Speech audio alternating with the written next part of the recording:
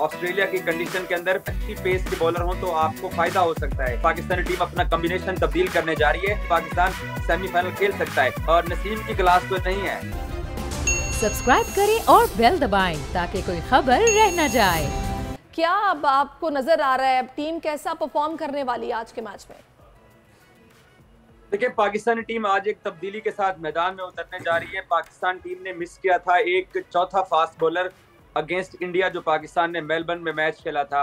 उसमें मोहम्मद नवाज को पहले 22 रन पड़ गए थे एक ओवर में, और जब उनको फिर 16 रन मिले वो उनका भी दिफा नहीं कर सके। यहाँ साउथ ऑस्ट्रेलिया की कंडीशन के अंदर अगर आपके पास अच्छी पेस के बॉलर हों तो आपको फायदा हो सकता है। सो उस चीज को देखते हुए पाकिस्तान टीम आज एक मुतवक्के तब्दीली, अभी तक सरकारी तौर पर ऐलान तो नहीं किया गया, लेकिन कल पाकिस्तानी टीम ने 2 ट्रेनिंग सेशन किए। एक इवनिंग में किया फील्डिंग का और एक बैटिंग का पहला सेशन किया पर्थ के अंदर। सो वहां पे सारा मीडिया मौजूद था, हम भी मौजूद थे। एजाज, जो पहले से इंडिया पाकिस्तान का मैच हुआ है उसके बाद बड़ा लाइनअप पर क्वेश्चन मार्क्स उठे थे। आपको नहीं लगता जो ऑस्ट्रेलिया की कंडीशंस हैं उसके मुताबिक 4 हमारे पास पेसर्स होने चाहिए, फास्ट बॉलर्स होने चाहिए? क्यों मोहम्मद वसीम को इन नहीं किया जाता आपके ख्याल में?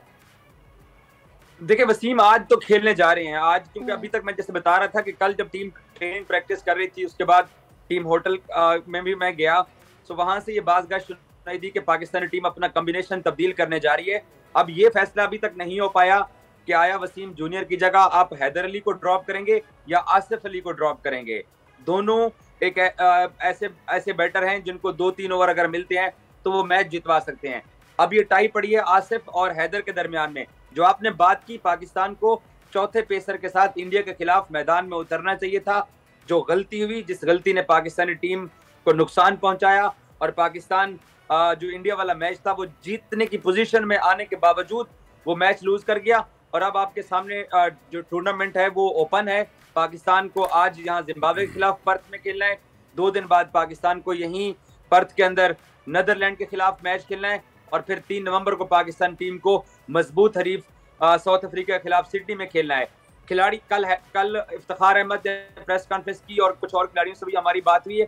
टीम पुरअज़म है। पाकिस्तानी टीम इन 2 मैचेस में अगर जीत जाती है जिम्बाब्वे और नीदरलैंड के खिलाफ, तो साउथ अफ्रीका वाला मैच खिलाड़ियों के माइंड में है इस वक्त भी कि अगर साउथ अफ्रीका को पाकिस्तान बीट करता है तो फिर 6 तारीख को बांग्लादेश के खिलाफ आखिरी राउंड मैच खेल के पाकिस्तान सेमीफाइनल खेल सकता है। बाकी साहब लग रहा है साउथ अफ्रीका की बैटिंग देख नहीं रहे इस वक्त।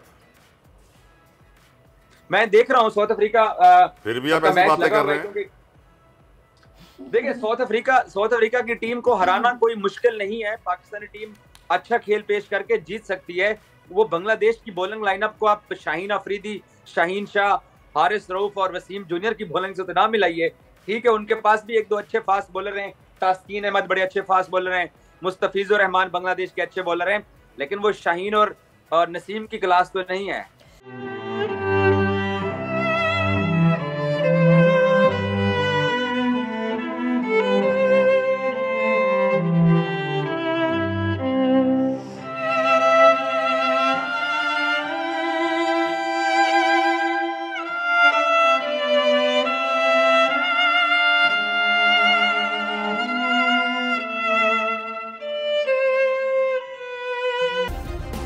सब्सक्राइब करें और बेल दबाएं ताकि कोई खबर रह न जाए।